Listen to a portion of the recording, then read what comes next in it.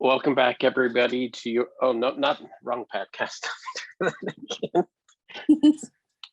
Welcome back, everybody, to Ask the Stripper. I'm not the stripper. Molly's the stripper. How are you? Me? I'm good. Yeah. I'm well. It's been a while since we did one of these. Yes. Like a long while. How are we doing so far? We're doing good, I think.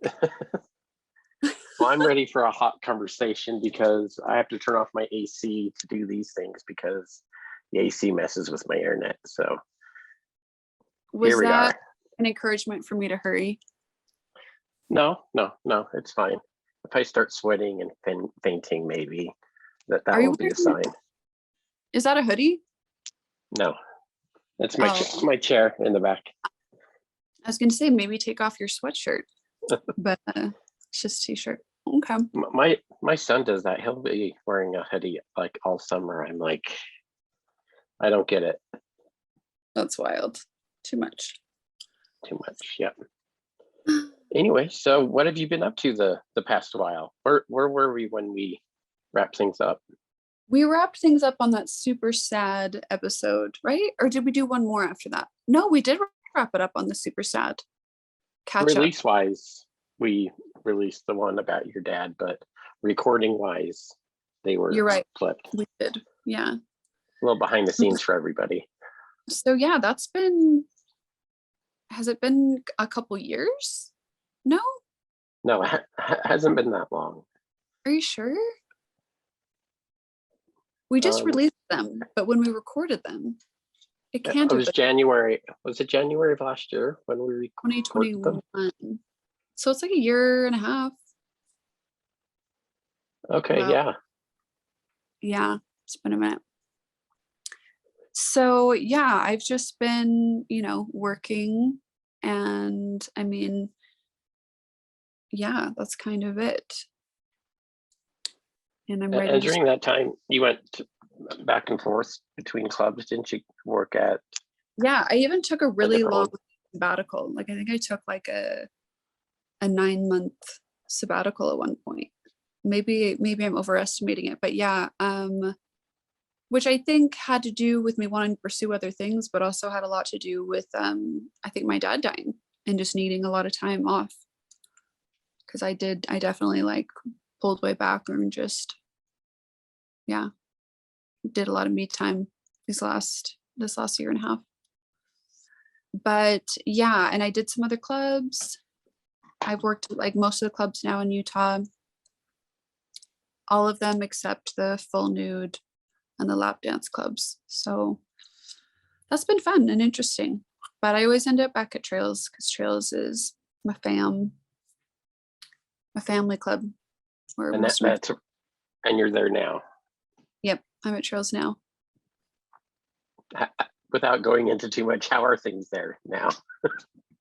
They're good. It's funny though, because I don't mind saying this, but we cut out quite a bit of stuff talking about Trails when I wasn't working there. No offense, Trails. Trails has its strengths and its weaknesses. I actually had a thought recently about Trails, is that I think when people come in, so this is a really nice thing I have to say about Trails.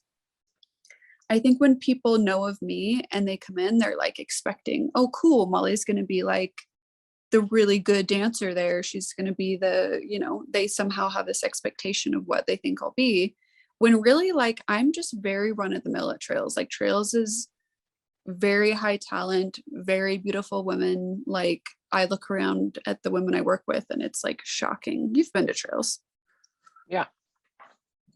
I think, it's got a reputation for a reason, which is that, there's other reputations too that we won't speak of, but there's a reputation for the quality of women there. And yeah, I'm very like, whatever, compared to some of the like exceptional talent and beautiful women there.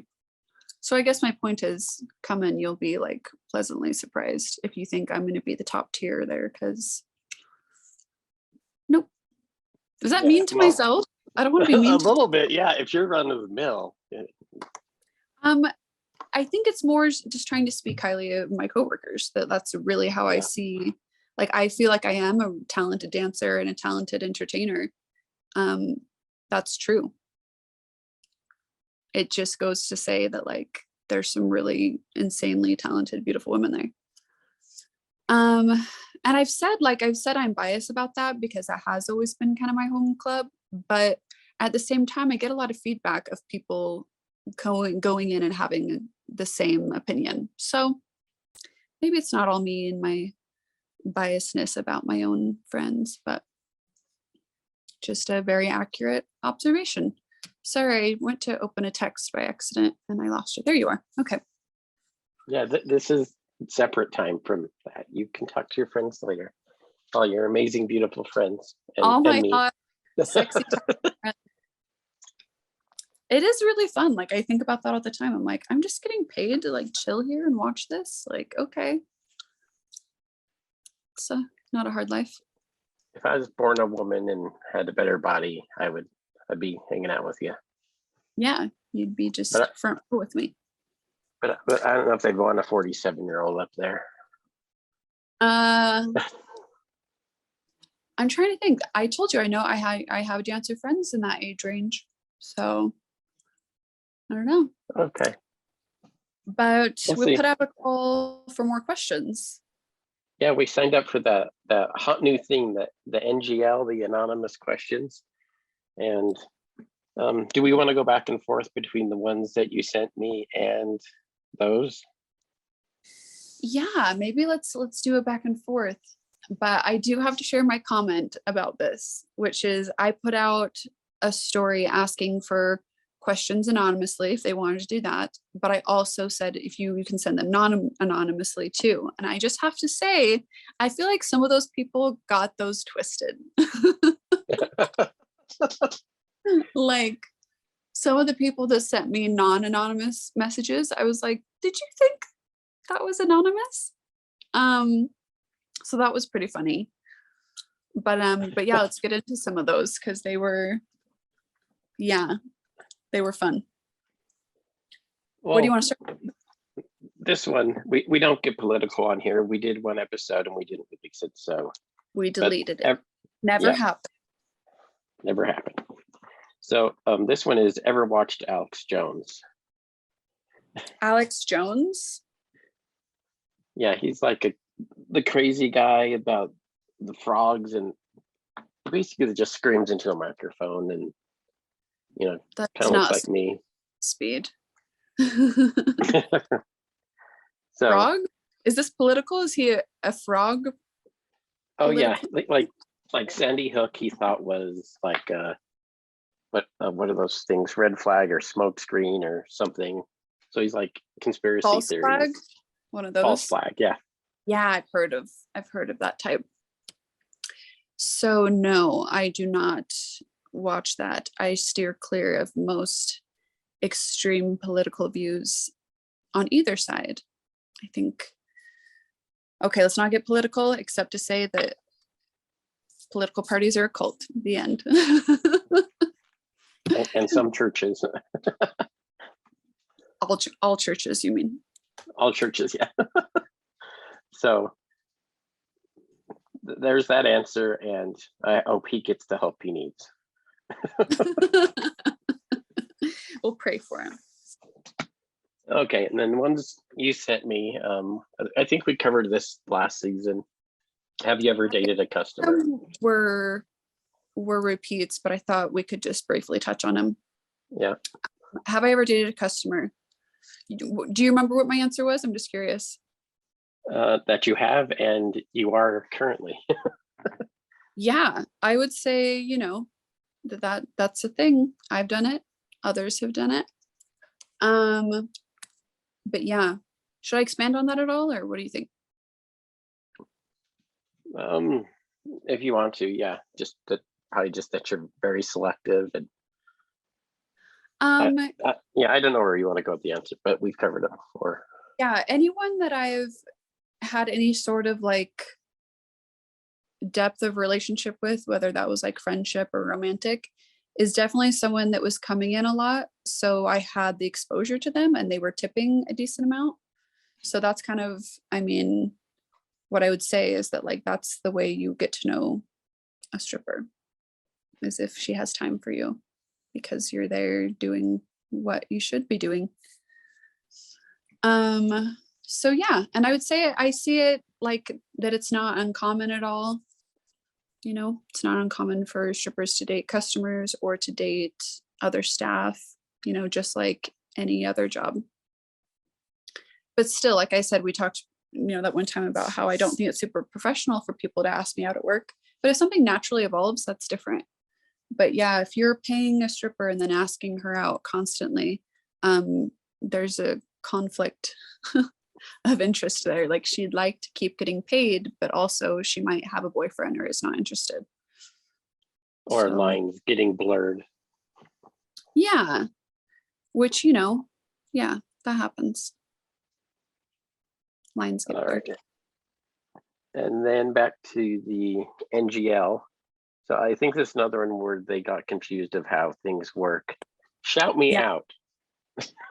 I loved that. You sent me that and I laughed so hard. Someone asked me to shout them out on the anonymous and didn't send their handle or anything. That's funny. Which, PS, this is of note, I don't really do shout outs. Like, if I know you personally, I might give you a shout out, but I don't usually do them when they're asked for. I just do them because we're working together, or I know you, or your account got deleted. But even then, I'm really wary of shouting out other dancers who've been deleted, especially multiple times, because I've been deleted. And as a sex worker online, I am often deleted or in threat of being deleted. So I don't use hashtags. I don't even like use my IG as much as I'd like to, partly because I'm like scared of being removed. And that's the way I communicate with a lot of my customers. And so I'm even wary of like shouting out other dancers, sex workers, because I don't know if they aren't breaking the rules, or how many times they've been flagged, and how that might reflect on my page that I'm like promoting them or that I'm connected to them. So that kind of sounds bad, but it's just true. Like, I've had to be more careful. And just that I get a lot of people who maybe their content isn't, either because it's explicit or because their content just isn't the kind of content I would put out for one reason or another. Like, that I don't really want to share their content because we're just not similar. It's not something I would share. Their stuff that they're promoting or sharing is not in my brand or wheelhouse. And so I really refrain from any kind of thing like that. So if I do shout out a business or a person, it's based on a personal connection, like, to them, and not because I've been asked or paid to. It's just, Well, after season 1, you posted a beautiful one about me, and it's I super shouted sweet. you out. I didn't realize that when I think about that, that was a shout out. Yeah. Yeah, it was a story. We don't have to read it, but for the video people, there you go. I couldn't see it. That's But yeah, kind of my point. a nice note, because I really appreciate the patience that it takes to deal with someone like me. The Someone last night. I am. What Dylan, was that? you're amazing, and you deserve mad respect for dealing with my ass. That is how I really feel. And if you want to deal with her ass, go to Trails. Yeah. Deal with me. They're all gonna come running in. As in, deal your bills to the stage, like game cards. That got away from me, that whatever I was trying to say there. Anyway, Deal all me right. in 20s. So the next one on your list is, how do you deal with being mourned? Well, I think we covered that a lot the first season, and our bonus episode about, oh my gosh, your Mormonism. so it comes up, it's still one of my top questions. Like, even when I don't solicit for questions, it's still something people are always wanting me to touch on. And of course, I've touched on it many times. This just sounds bad now. But I have addressed that many times, but I think it's still worth addressing, especially if people are going to start on season 2, or if they don't remember or whatever. But I left the church 6 months into dancing, and so I guess I'd like to maybe tell what I said to this most recent person, because she was Mormon and she was thinking about getting into dancing, and this is the person who messaged me and asked about this. And I just told her, that it became a conflict that was too strong in me, where, I couldn't have both. I couldn't be Mormon and, do all the things required of that and be a stripper. And so I chose the one that made me happier, because I could tell she was kind of in a place of like wanting to know what that process was like, and potentially maybe going to go through that process herself. And so I just wanted to try and be like delicate, that like, I don't want to bring up all these things I'm like angry or resentful about with the church, or like get into any kind of debate with her or anyone else, but just that, I had to pick the one that made me happier. And that happened to be a strip club for me. So, and was also my livelihood. So it was, a choice that had to be made. But yeah, I don't still deal with the conflict of actively being Mormon, but I do deal with the conflict of having been raised, very conservatively, when it comes to modesty or sexuality or those types of things. And so I would say I still deal with guilt. And I think even like if you weren't brought up religiously, you would have some type of like shaming about showing your body for money, or, being seen as a sexual woman. But yeah, definitely more so when you've been raised in a very religious background. So yeah, just thought I'd kind of briefly address that briefly. But yeah, it's interesting to me that that's still, I mean, obviously my dancer name is Molly Mormon, so I get it, why people want to know what my status is in the church, what my feelings are now. Makes sense to me. No status. Yeah. Yes. I haven't ever, maybe we talked about this in the last season. I haven't removed my records from the church, but that's just pure laziness. Like I can't put care. in, but I heard it doesn't always necessarily take, like, I heard rumors that the church doesn't even process them when they get the requests or something like that. So yeah, I have no idea. I do know, like I looked up recently, and maybe we've talked about this. Do you know how vastly more wealthy the LDS church is than any other church? We discussed this? no, we haven't discussed it, but they're billionaires and they stockpile things. And you want to be disturbed. Like we're talking, the next wealthiest church is like the Vatican religion, whatever. And Catholicism. About 100 billion versus 30 billion. Like we're several times more wealthy than the wealthiest church in the world. And I say we as someone who came from that church and is still living in Utah, but I don't actually mean we, like me, a member. But yeah, that's something I came across recently and was like, oh yeah, that's tragic. And also I came across another thing that said, and you can Google this, if you even Google the sentence, this article will come up, that a study done showed that people still in the church or that have left the church report having felt personally, what was the word? Personally harmed by the church at way higher rates than other religions. And I was like, and even people that had stayed, and I was like, that's wild. That made me think of Mean Girls. Who here has personally been by Regina George? That is so, they are the Regina George, Yeah. They're rich, They look good. I don't know. They're mean. They should get hit by a bus. Yeah, they should get hit by a bus. Spoilers for Mean Girls. Sorry, everybody. Funny story. For no reason, I'm going to tell this because you probably like. I try not to tell people about my auditions because you don't, always get a call back, so you don't want to tell everyone about your auditions. But I had an audition for a film with her, not her, with Gretchen Wieners, with the woman that plays Gretchen Wieners.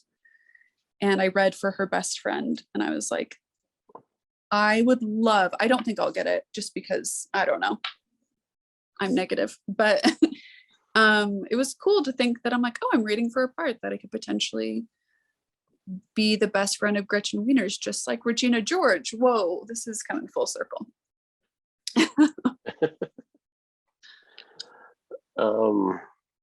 Yeah, I had to come back there, or a comment back, but I lost it. Next NGL is spill some tea for us. So I'm not sure where this tea comment came from. Did we spill tea in those last 2 episodes? I feel like I'm always spilling tea because I'm clumsy. I definitely spill a lot of tea about myself all the time. And I think, like I said, when we edited some stuff out about trails, I definitely spilled some about trails. Are we gonna have to edit all this out about trails? I don't think so. Trails, I love you. I take back the hurtful things I said. I was mad. They were never released, so there's no evidence of what wasn't said. Yeah. I think people like to hear me like tease about that because anyone who's local or anyone who's in the community knows that there's a lot of tea to be spilled.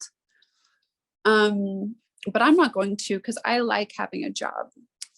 But I'm happy to spill tea about myself, or I'm happy to spill tea about the industry. And I think this is the note I made in the notes that I sent you, which is one of the teas I thought would be fun to spill is, and maybe people already know this, but we talk about customers. Like we're back in the dance room and we talk about you. And it's usually nice. The most important thing we want to know is, were they nice? I would say that's number one. Like the most important detail that any of us want to know. Oh, this guy's sitting on Main. I would say, is he nice? And then is he tipping? And sometimes those are interchangeable. Is he tipping? Cool. Is he nice? Cool.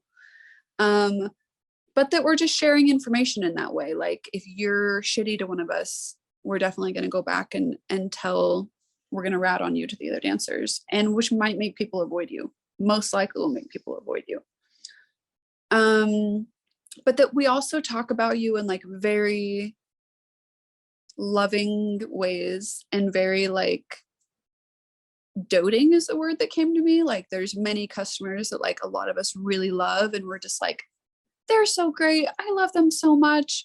Like, and just what's that word when you give a lot of compliments? Effusive. Like we'll be very effusive about some of the customers that we really love and love talking to them. So happy to see them, are really there for whatever's going in their life, want to know, like all that stuff. So I feel like that's kind of tea. I don't know if people know that like we are back there talking about you. Any job, really, people Yeah. talk about the customers. Yeah. Food jobs, bank jobs, all sorts. Yeah. If you have yeah. And the last comment she put under that is also, I will disappear if you get sloppy. Oh, that is some tea about me. Which is that if you start to get if you're drinking heavily, I won't be around you. It's a super big pet peeve of mine. And I get that I work at a bar, and I get that even in my industry, especially outside of Utah, there's like this idea that's accurate that these dancers are kind of like getting you liquored up, walking you to the ATM, helping you type in your PIN. And that is definitely happening. I've watched it with my own eyes. That's not the hustle I've seen in Utah. Like that's not really the way that they do things. And to me, that's more of, I think, if you want to do things that way, that's like a club where people are coming in from out of town a lot. But where you're at a club that has a lot of regulars, that's a terrible way to treat your regulars. Like, that's part of why I think I even start to disengage when people do start to get sloppy, is I'm like, I don't want you to wake up and have spent 10 grand tomorrow and be like, the last thing I remember was Molly aggressively leading me to the ATM, you know, or like aggressively telling me to tip the other dancers, which I am aggressive about getting other dancers tipped because I think that's important. And yeah, the drunker you get, you might take that to feel like I'm just trying to get you to spend money, which I am. And I guess I don't want people to feel taken advantage of in that way. But also, I just have no threshold for people who are drunk. Like, I don't have a huge threshold for like large amounts of people anyways.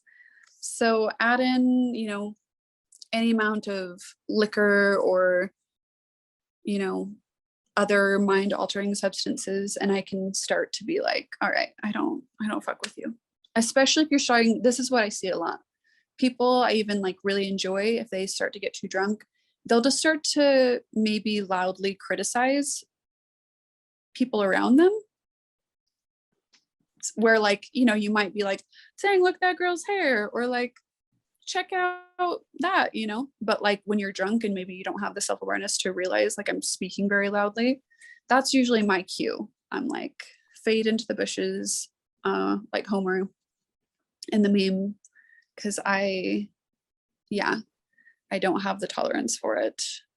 And I don't like arguing with drunk people. I don't like that people can get handsy and stuff when they get drunk. So yeah, I like when people come in, have a good time, have a few drinks, but not like get out of control. Can we agree drunk women are the worst? Well, so sorry, I Just have a in lot general. of one of the thoughts is just a scientific thing that women metabolize alcohol different than men, but yet will still often drink as much as men. And they can't metabolize it the same. And so, yeah, women can be, because they're trying to drink as much as the men, or women can get just totally out of hand. And yeah, I've seen that happen. And I wouldn't say they're worse, because at the end of the day, you know, I can fuck up a woman most of the time if I need to. And honestly, I can fuck up some men, but I don't know that they're not going to fuck me up too. So, especially because they usually way more are stronger than me. So so do they get worse? I guess I've seen more women like get sick, like on the floor or something like that, than men, like sloppy in that kind of way, but not, they don't tend to get as aggressive as men typically. Not that I haven't seen a fair share of really aggressive drunk women, because I definitely have. I have a little story recently, because it like hurt my feelings enough that I was tired and I left work early because I was so annoyed by this. But this big group of people had come in, and apparently they all worked together. And two of them were a couple, I believe. They were dating, and they had asked me for a private. So let me just tell you real quick. In Utah, privates are not that big of a thing, especially at my club, because it's really just that I take you in a curtained area. All the rules are the same. So I don't sell them aggressively. I actually don't sell them at all. I sometimes won't even agree to do them. So let me preface all this with that I danced for this group on the main stage, and then this couple asked me to do a private. And I'm like, what the hell? If I've got the energy to do it, it's an extra $20 per song for me, like off the main stage. And so I'm like, and they seemed super nice. They were a fairly nice group, but I noticed one woman in their group who was just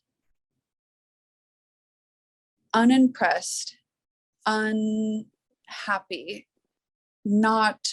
she wasn't as enthusiastic as everyone, and she kind of had like this attitude. And I noticed it on the main stage, but I'm ignoring her because I'm like, that's not my fucking problem. I can't please everyone. And so So I noticed this woman, and then this couple asked me to do private. I go do the private with them. We do like one song, and I'm just chatting with them because that's a lot of what I'll do in a private is like, we've got a little bit of FaceTime. I'll, ask you about yourselves and just chat you up a little bit. So I'm chatting with them and I've danced for them. And this woman, after like a song or two, who had been a part of the group, she came into the private area and just started being really rude to them and was like, we're here as a group and why are you guys over here? And then she starts looking at me and getting upset at me. And she's like, we're here as a group. And I don't know why, like she was acting as though I'd pulled them away from the group when I'm like, bitch, I don't even want to do a private. Like, I'm not even trying to do that. They pulled me aside. Like I had nothing to do with this. I didn't like lure your friends into a dark corner, Gosh.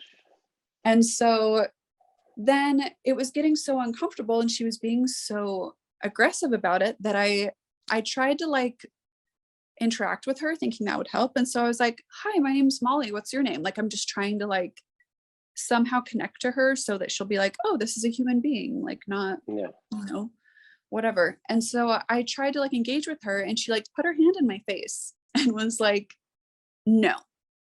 And I was like, all right, look at that. My time's up. And I just fucking left because I was supposed to go up again and dance for the group, like on the main stage. And I was like, nope, I'm good. And they were tipping okay. So I would have made some money on there. But like my thinking is that I get real petty and I'll be like, I'm a good performer who tries really hard and who puts a lot of effort into the things I do. And it's actually extremely taxing. And I literally thought to myself, I was like, she doesn't deserve to see me again. They don't deserve to see me again. Like nobody deserves me. But Were they trying to diffuse her at all? they were, you could tell that they were like embarrassed and I literally said to them, like, as I was as I was leaving, because she so we have this curtained area and she like stomped out of it super angry and like flipped the curtain and like went straight under it, but like lifted it up all angry. And so as I'm like getting down, I was like, hey, would you let your friend know that I didn't pull you guys back here for a private? You guys asked me for a private. And they were like, it was so loud. And I think they were kind of drunk that they were kind of like, yeah, but I don't think they really understood what I was saying. Again, back to that drunk thing. But because this was the end of the night. The end of the night is when I just hide. I'm like, no one talk to me. But yeah, I will get into like a little bit of a petty mindset where I'm like, I'm not performing for you. Like if you are being shitty to me, I'm not going to exert that kind of effort for you. Like I don't need the money bad enough to do that for people if you're not appreciating what I do. So bye. But yeah, I forgot how that correlates to what we're talking to about. Well, I will disappear if you get sloppy. She Well, got that was sloppy with her attitude. Yeah. But we'd gone on to something else. The tea was before that, and that was at the end, and I brought it up, and that led to that. Don't ask me to like reverse engineer our tangents. Don't have me. You can't backtrack. I left breadcrumbs, Dylan. Not in real time. Not in real time. I'll study the tape. All right, so we're back to the questions you sent. Do you cross dance train? I don't even know what cross dance is. So cross dance training would be like cross training anything. If you like play football, but you're cross training in some other type of athletic movement, Oh, okay. So, and she said dance, right? Yeah. So I don't. I wish I did. I know a lot of dancers that do like aerial or just other types of dance. And I really just do erotic floor work and pole. And that's just been because I've been focused on the bag. And like I haven't found that my acrobatics really affect my money as much as just having a presence on stage and connecting with people. Sometimes that makes me sad because I wish I'd had more motivation to cross train in other dance styles, but I just ended up more focusing on whatever type of dance was making me the most amount of money. But I enjoy dance, and I do wish I had like more cross training for sure. You did teach a dance class for a while, didn't you? Here in I did. near me in Mill Creek. Yeah, I taught a class that was mostly about learning how to, what's the word? I want to say improvisation, freestyle. I mainly was teaching how to freestyle because that's something a skill I've acquired that I feel like I know how to teach. But I've also, I've had people point out that the stuff I do is similar to this type or that type of dance. Like I've even had people point out similar moves to breakdancing, which I thought was really interesting. But also I saw that connection. I was like, oh yeah, that's interesting because we do quite a bit of floor work that is derivative of breakdancing. So can you do a backspin? No. Oh, well, I think I do unintentionally. That's what's funny is like you said that, but I often get like this injury. It's not like a deep injury, it's superficial. It's like a cut on the middle of my back. And it's because I'm topless or I'm wearing a bra and I am doing a type of backspin that focuses the weight on my back. And this stage will scratch me or my bra will scratch me. But yeah. And I'll be That's like, why you need the cardboard. I remember. What? That's why you need the cardboard. I just pop out every time, lay my cardboard down. Classy. All right, back to the NGL. Do we even know what NGL stands for? NGL. Not gonna listen. I think that's my teenager's way of life, to be honest. Yeah, it's mine too. All right, this decision by the 10th Circuit Court of Appeals in 2019 on topless bands did the decision impact exotic dancing locations? I guess that was that. I saw this one, but I didn't look it up. Public. Can we put a pin in that one and let's look it up and we'll talk about it next time? Because I did find that interesting. And I also honestly would love to discuss a few different like law things, but I definitely would need to like do a little bit more understanding about that. So yeah, that's basically talking about a law about like a topless law, right? Yeah. I've been banned from being topless, so. You have? By the government? No, it's just not very pretty. That's not the same thing as being banned. But I know, for example, I don't know that any of this correlates, but I know that there was a law passed that you could legally be topless in Utah, but I knew that I couldn't legally be topless at the club, which is interesting, without pasties and without having a sexually oriented business license and being in the club. So I'm very confused, and I'd love to do a little more research about how that is that the laws could be more restrictive outside of a strip club than inside of a strip club. Yeah. And also stop telling women what to do with their bodies, but whatever. Is that our breadcrumb for a future? No, it's not. But no, I definitely don't want an episode about it, but I will say wholeheartedly, let's stop telling women what to do with their bodies. Yeah. Messed up, and it's causing problems. We can just leave it at that. Yeah, we're not going to go there.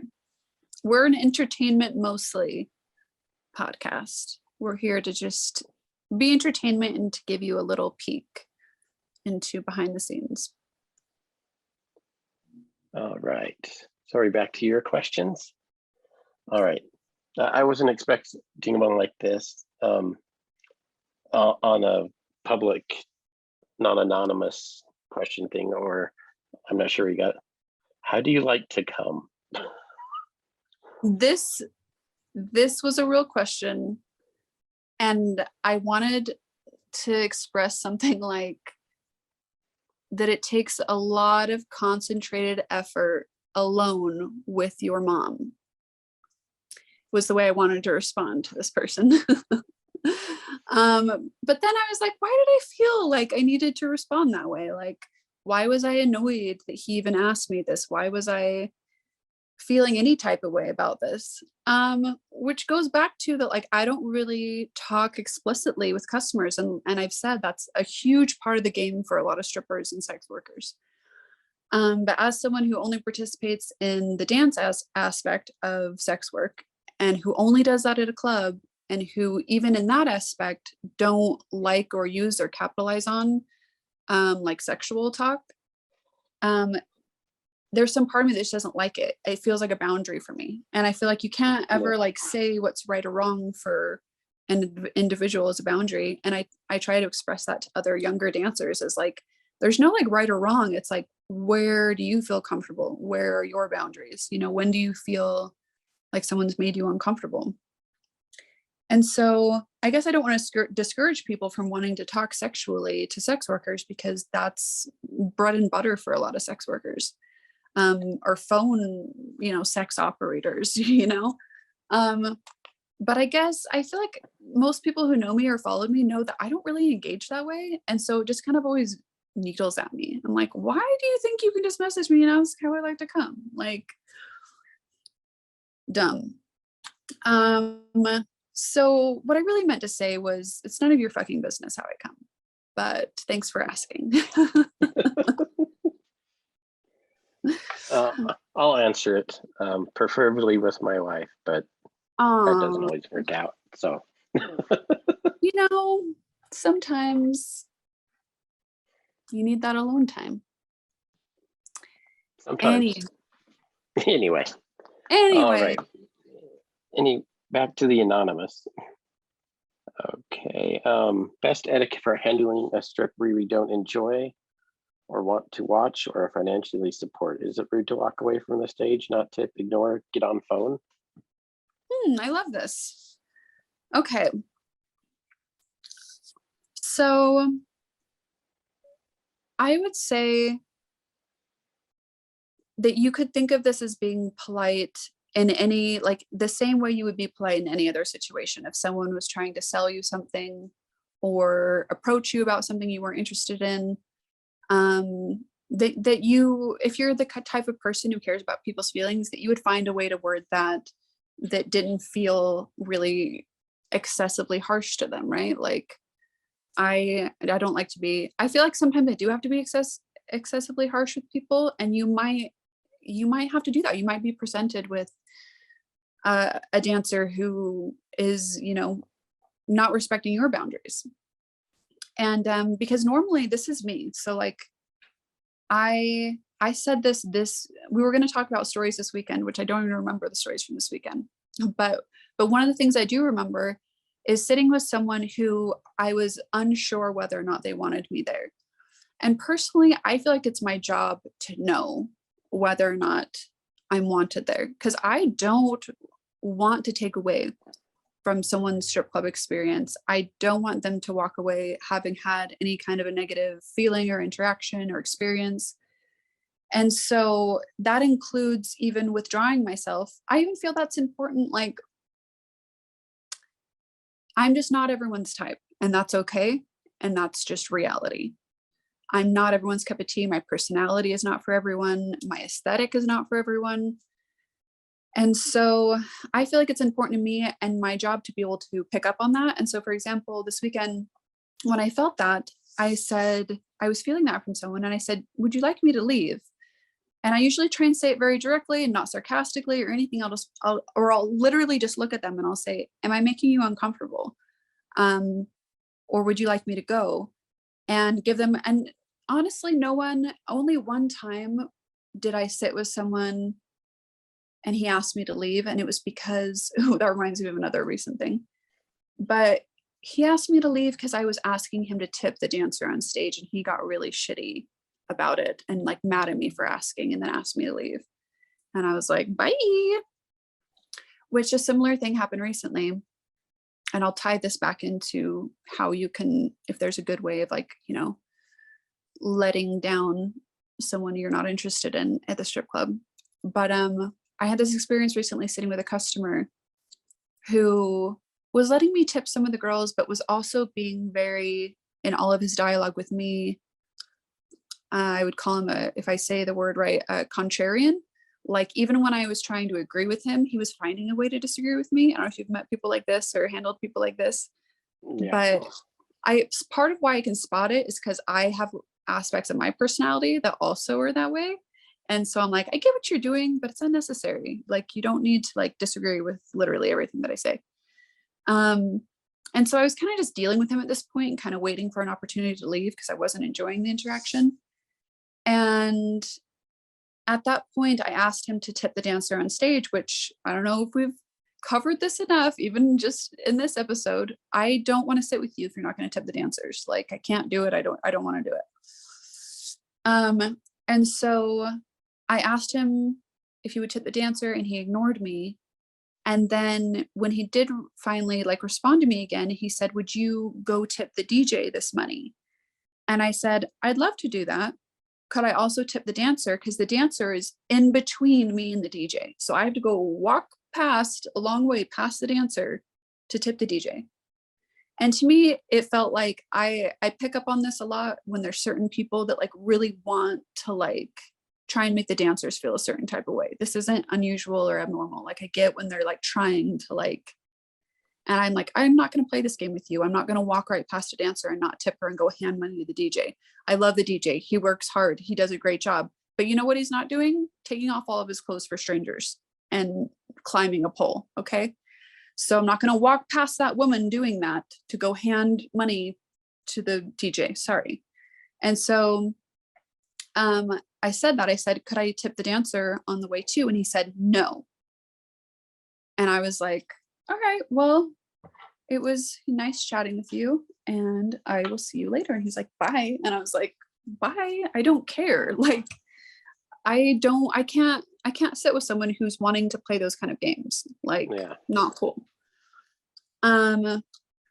But back to, there's lots of, even if you just, most dancers who are in any way aware, in any way successful, are already looking for cues that you are not interested.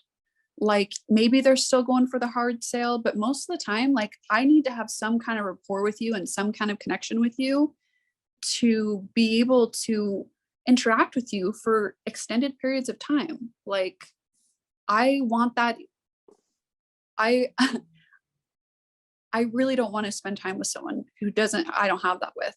And so I think just acting disinterested alone, or saying, I'm not buying dances right this second. Because I know that that's more the hustle outside of the state. So people are listening for that. Or, I'm just chilling right now. I'm not quite ready to like go to the stage, or I'm not quite ready to buy a dance. And then you could wait until you found someone that you were feeling more connected with or more attracted to, and approach them about getting a dance with them. So I've also seen some dancers, especially when they're new, continue to try to force a connection that's not there with people. And so I see that, but I would just say that usually just a kind of casual, like, not really engaging with them. If someone's not really engaging with me, I'm just not going to stick around. So, excuse me. But yeah, do you feel like that kind of gave some good feedback on like how you could handle that? Yeah. Yeah. Be respectful. If you're not feeling it, That's okay. You can, it's okay. You're there to have an interaction you want and you desire, so you should have that. But there's ways to be kind about it, Exactly. Even just moving, if you moved yourself elsewhere or you went to the bathroom, sometimes, like, I've wondered this, like, someone goes and has a smoke, or like goes to the bathroom, or like takes a long phone call or something, and I'm waiting there, and I'll literally just like eventually get up and leave, because I'm like, what if they really just weren't enjoying our interaction and they needed an out? I don't want to be sitting here waiting for them if that's why they took a break, was so that, they could not have to deal with me anymore. Well, I enjoy dealing with you. You deal with me. You really do. right, next one is, how do you feel about dudes that go to strip clubs? Cool, gross, mix of both? I feel predominantly endeared to them. Like I feel very caring about them and I really love and enjoy them. I think sometimes maybe I'm worried it doesn't come across that way, only because I think the negative stories might be more entertaining or more maybe what I'm getting asked about sometimes. But you know, the negative stories are more interesting and like more attention catching or more easy to remember. But I would probably say, you know, majority of my interactions are just really nice and really pleasant and really respectful. And that's why you probably don't hear about them as much, is because there's nothing to report, you know? It just was like normal humans being kind and enjoyable to other human beings. So there's not like a big sensational story there. But so I love them. I love men and people who go to the strip clubs, especially when they're, you know, kind and respectful. But I would say that there's that, you know, a percentage of people like that guy I sat with who just have, I would say they're struggling with some self-esteem issues and they feel the need to project that onto other people by trying to make them feel less than somehow, or you know, be condescending. And you know, I usually just remove myself from those people and acknowledge that's not usually about me. That really has way more to do with them and their own struggles than anything I said or did, you know? I try to install this in my son and other people. Nobody owes you anything. Yeah, and you don't owe anybody anything. But but applying to this in a service situation, you know, there should be respect all directions. Yeah. Yeah. And that's mostly what I feel like I am experiencing. That's why I do like love and care about the types of people I'm seeing and the people I'm interacting with. Is that, yeah, I like those dudes. I like them. They're my peeps. Bros, like the bros. Yeah. They're especially people I've known, you know, this is 8 years now. They're like family, a lot of them at this point. Like people, you know, you've been engaging that long with them and you've been sharing your life that long with them, like you love them. Okay, just to note, I did not send this question. Okay. Do you date old guys? Do I date old guys? No. I've dated a wide range of men, some younger, some older. More recently, my last 2 boyfriends were around my age. And I don't feel like I have a preference. I really am someone who I think finds attraction to people in very unique ways, and usually having to do with what type of person they are, and also just a chemistry that is probably very much biological. So Yeah. and that can be present, I think, with someone who's older than me or younger than me or my age, whatever, or with male or female I've experienced. So Well, an yeah. age just a number, because there's very immature old people and very mature Dude. young people. Yeah, that's for sure a thing. And I've kind of heard that sentiment before, but it's just so true. And maybe I mentioned this, one of the younger guys I've dated was by far like one of the top most mature men I've ever dated. And that had a lot to do with his backstory in his life, but like he was more mature than some of the older men I've dated. So yeah, maturity isn't always about how old they are. So Right. no, I don't know. Wouldn't say I date old men exclusively. Okay, this one's probably not super fun. Your biggest insecurity? My biggest insecurity. I'm actually like one of the first things I thought of was, what do I talk to my therapist about the most? Biggest insecurities. I mean, there's a list. I definitely have a list of these. I would say one of the things I've discussed with my therapist is that, which is weird because I think we've definitely talked about my level of intelligence and it being whatever. But I would definitely say that like I think sometimes, and I'm like, I don't think I'm very smart. I'm like, I feel like I fail at many things and I come up short with many things, or I don't remember things, or, you know, like kind of can be hard on myself intellectually, I would say. And then I would definitely say in the industry I'm in, you know, my looks and my age and all of that definitely becomes a factor. But I often feel like that's projected onto me less than that's coming from me. Which could be the same thing about my intellect. I think the roots of that insecurity stem from being really unsuccessful in school. And what my therapist has told me about this is going to turn into one of those podcasts. What my therapist told me about that was that, you know, school measures certain qualities of intelligence and not like overall intelligence, or not, you know what I mean? Just that it was a very limited view of someone's intelligence. And so that's something I've processed for a long time, that I felt like a failure and I dropped out of college. And even though I had a lot of credits and stuff and had some successes there, you know, I inevitably didn't finish. So yeah, that's probably one of my insecurities, is that I didn't finish school and feel like I'm lacking in some way there.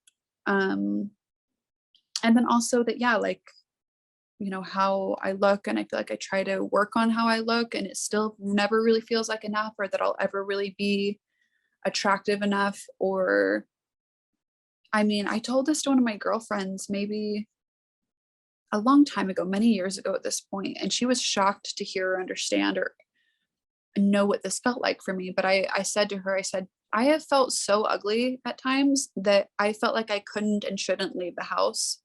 And I felt that way sometimes for extended periods of time, like about how I look physically. And so, yeah, that was something that she was like really shocked by. And it's something I obviously have persevered through to the point of being able to perform, you know, on film or in person, and like accept that this is how I look, and expect other people to also accept this is how I look. But yeah, I'm not sure if it's society or different things. And we talked about kind of that was something I was praised for when I was younger, was how I looked. And I think just feeling like I never really saw myself as someone who was super pretty or attractive, and then feeling like, but that's what people think about me, but I don't think that's accurate. And so what the fuck, how do I feel about myself now? You know? But I don't know. I think these are things I've worked on and done a lot of introspection on, and have tried to like process through, or even just accept the reality of my limitations in my intelligence or in my physical body. That like, being human is not perfect. You will never be perfect. You will never be super perfectly smart or super perfectly attractive. So Now yeah. you tell me. Were you trying to aspire to those things? That's No, difficult. I just do my best, and I hope I don't let anybody down, because I tend to say yes too much and it blows up in my face sometimes.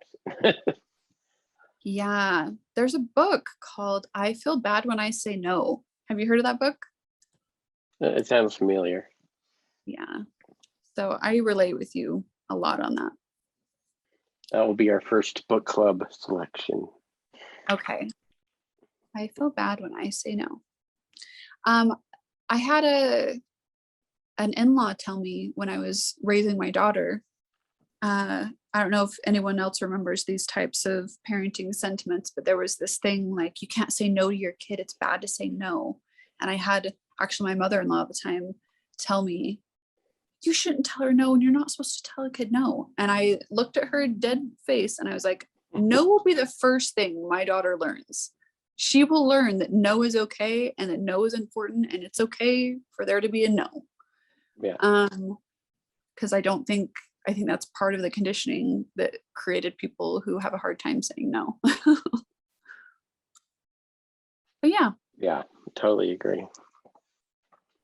What did you dream about last night? What did I dream about last night? I have no recollection. I have a really hard time remembering my dreams, but sometimes I'll journal them and they're insane. And when I used to meditate a lot, I would be like tripping balls at my meditations, like traveling to other planets and like talking to aliens and shit. So probably, I know I had a lot about aliens too. My dream last night had Barack Obama in it. I was at a convention or something, and he like walked through, and I said, "Hi, Barry," and he didn't respond or anything. But rude. Not even in your dream. not even my dream. But usually my dreams, if there's like a famous person or something, and I want to like get a picture or an autograph, they usually disappear before I get the pen or get the camera ready. So I had a dream somewhat recently that a celebrity that I follow like tried to break up with me, like let me down easy. Like, I don't feel the way you feel about me. And that was like, I woke up and I was like, that was hurtful. which celebrity? So this is gonna be weird, but I'm not gonna say because I actually know them. And so I don't want to say. I could have just made up someone. I'm so bad at lying. I wish I was so much better at that. I wish I was like super quick on my feet and could be like, I would have just been like Barack Obama. Oh boy. But yeah, someone I know, and I was like, why are you don't even like, I didn't even say anything. Do you like that? So why are you trying to let me down easy? Like, you're rejecting me. I haven't even like, whatever. Now you got me wondering. I'll tell you in private. Okay. All right. I've just been talking to them. That's probably why I like dreamt about that. Anywho, what are we at? How far are we? I don't think on here it says. It's Oh, not like the other Zoom, our machine that tells us, but it's almost 7:40. So I think we're at about an hour. wow. All right, can we make them two, or should we just make them all an hour, or we just make this first one an hour? I just like rolling with it because, you know, if we do like a topic episode, that might be shorter since we're not tangenting. But again, we're having a meeting during the podcast. That's how we do. Yeah. The last one, what are your plans this weekend? I'm scheduled to work all weekend, but I have some plans to maybe go join some people at a cabin. And so I might try and get off work to do that. I just remembered I need to post in the group and ask if anyone will cover me. But if I can't get it covered, I will be working all weekend, like Friday, Saturday, and Sunday night. I'm going to Albuquerque, New Mexico. Nice. What are you doing there? We're going to a concert, Train, Jewel, and Blues Traveler. Cool. And then the morning after the concert, me and my son are taking the Breaking Bad RV tour, where you drive around Albuquerque to the shooting locations in an RV. That sounds super fun.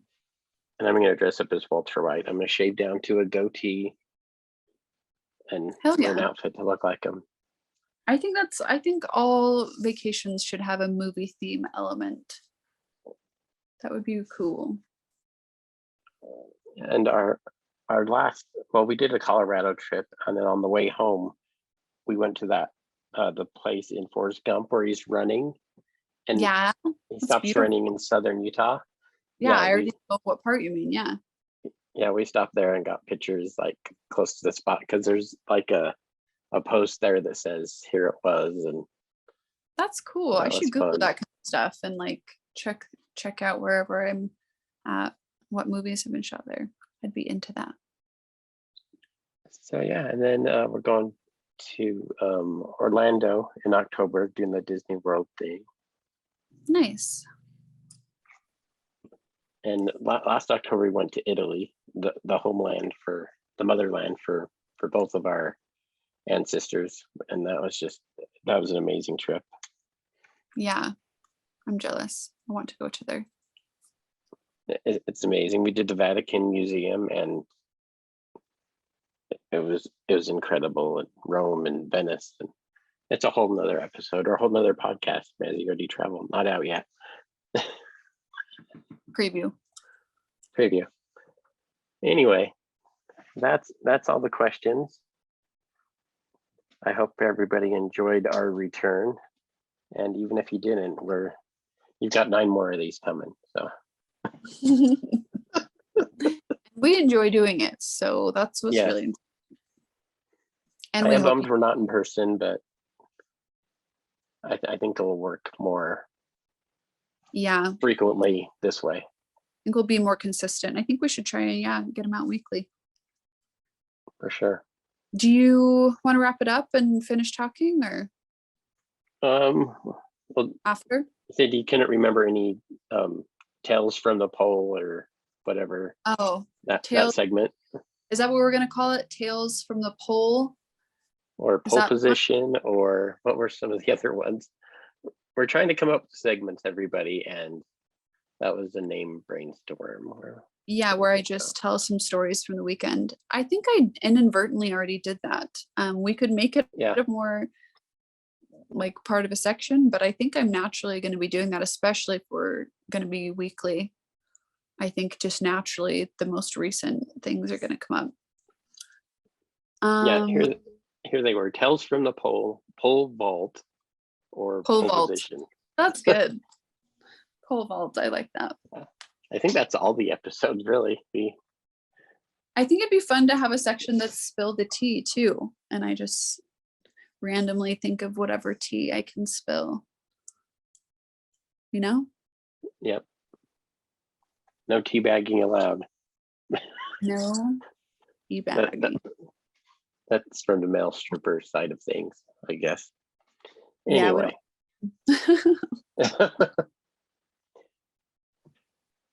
All right. Well, thank you everybody for letting us return to your ears.